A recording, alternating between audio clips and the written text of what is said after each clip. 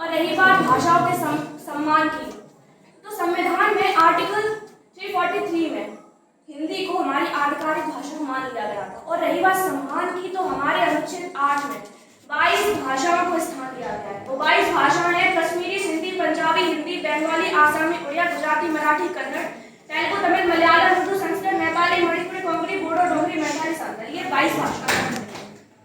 इसके आगे अब हम बात करते हैं थोड़ी सी हिंदी की क्या वैल्यू है।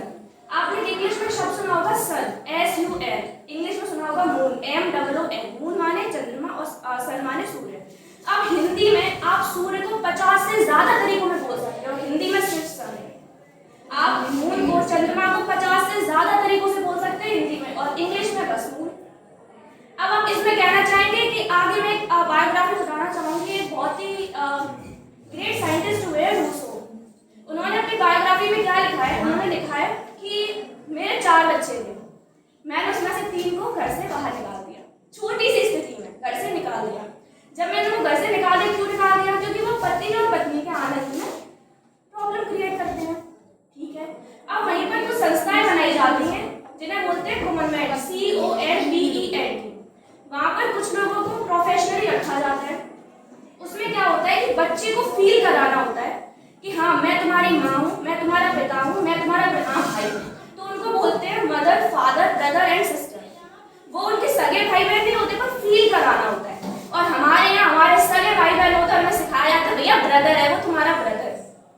ये है महत्वता हिंदी की। हमारे यहाँ पे मिसेज है, मिस्टर है, भैया मिसेज मिस्टर नहीं है, हमारे यहाँ देवी होती है, उनको रेस्पेक्ट दी जाती है।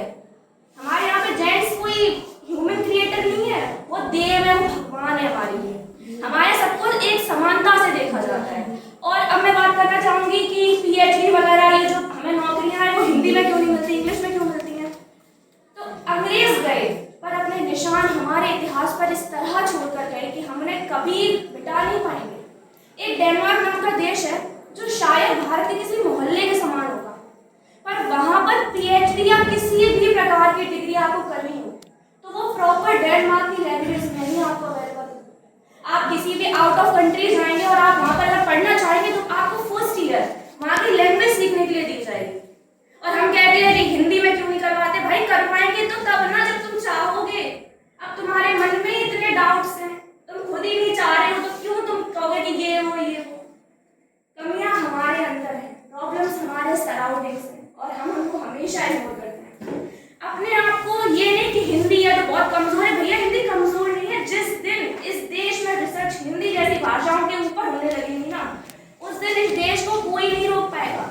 और केवल भाषा ही नहीं, आप ये जानकर हैरान हो जाएंगे कि भाषा तो भाषा, कल्चर, ट्रेडिशन सब कुछ छोड़ के चले गए वो हमारे ऊपर। हमें क्या नहीं सिखाया जाता? सब कुछ सिखाया जाता है। हम पीछे क्यों? क्योंकि हमें हमारी लैंग्वेज से दूर किया जाता है। अपनी लैंग्वेज को एक्सेप्ट करो और समझो उसे, ये भाषा नहीं है, माँ है हमारी। और मुझे कहने में कोई संकोच नहीं है कि दुनिया की सबसे बड़ी योद्धा हमारी माँ होती है, और हिंदी हमारी पहचान है। ट्रेडिशनली अगर हम देखें तो हम क्या पहनते हैं? Pant shirt,